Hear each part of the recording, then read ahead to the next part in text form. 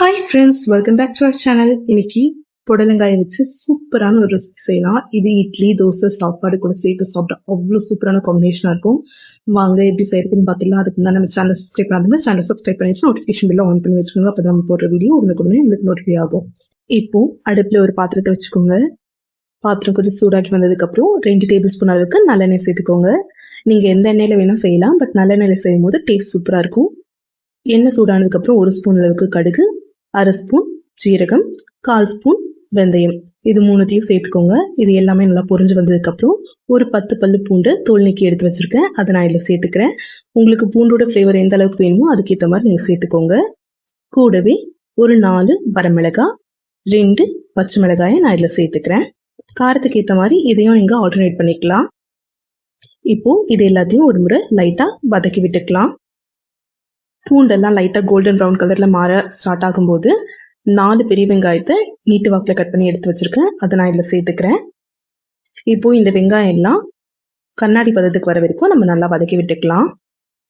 ஒரு 2 நிமிஷத்துக்கு அப்புறம் வெங்காயம் எல்லாம் நல்லா கண்ணாடி பதத்துக்கு வந்துருச்சு. இந்த ஸ்டேஜில் ஒரு 250 கிராம் அளவுக்கு புடலங்காயை நான் கட் பண்ணி எடுத்து வச்சுருக்கேன், அதை நான் இதில் சேர்த்துக்கிறேன்.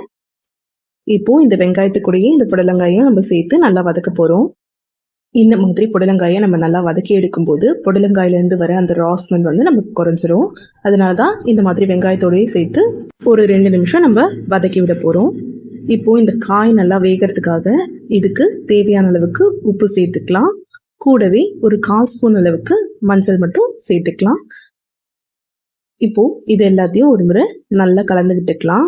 இந்த காயெல்லாம் நல்லா கலர் மாதிரி வர வரைக்கும் நம்ம அப்படியே வதக்கி விட்டுக்கலாம். இப்போ பாருங்க, காயெல்லாம் இந்த மாதிரி நல்ல கலர் மாதிரி வந்துருச்சு.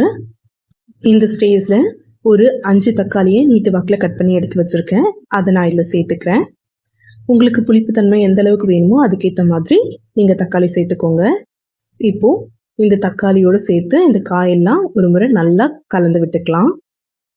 இப்போ நல்லா ஃபுல்லாக கலந்து விட்டதுக்கப்புறம் 1 டம்ளர் அளவுக்கு தண்ணியை நான் இதில் சேர்த்துக்கிறேன். இப்போ இந்த பாத்திரத்தை ஒரு மூடி போட்டு 5 நிமிஷத்துலேருந்து 7 நிமிஷம் வரைக்கும் இந்த காய் தக்காளி எல்லாம் நல்லா வெந்து வர வரைக்கும் நம்ம வேக வச்சு எடுத்துக்கலாம். பாருங்க, நல்லா கொதிச்சு வந்துடுச்சு. இப்போது நம்ம மூடியை ஓப்பன் பண்ணிவிட்டு ஒரு முறை 1/4 லெமன் சைஸ் அளவுக்கு புளியை எடுத்து வச்சுருக்கேன், அதை நான் இதில் சேர்த்துக்கிறேன். நீங்கள் புளியாக சேர்க்காம புளி தண்ணியாகவும் சேர்த்துக்கலாம். நம்ம இதை கடைய தான் போகிறோம், அதனால நான் புளியை அப்படியே இதில் சேர்த்துக்கிட்டேன். இப்போது இது எல்லாத்தையும் ஒரு முறை நல்லா கலந்து விட்டுக்கலாம். பாருங்கள், தக்காளி எல்லாம் நல்லா வெந்து வந்துடுச்சு. இப்போது இந்த காய் தக்காளி எல்லாத்தையும் நம்ம அப்படியே மசிச்சு எடுத்துகிட்டு வந்துக்கலாம். நம்ம மசிச்சு எடுத்துகிட்டு வந்ததுக்கப்புறம் இந்த ரெசிபிக்கு தேவையான அளவுக்கு உப்பு, கொஞ்சமாக கொத்தமல்லி, ஒரு கொத்து கருவேப்பிலையை சேர்த்துக்கலாம். இப்போது இது எல்லாத்தையும் ஒரு முறை நல்லா கலந்து விட்டு ஒரு 30 செகண்ட் மட்டும் ஸ்டவ் ஆனில் வச்சு இந்த கடையில் லைட்டாக கொதிக்க வச்சுக்கலாம். அவ்வளோதாங்க, புடலங்காய் தக்காளி கடையல் ரெடி ஆகிடுச்சு.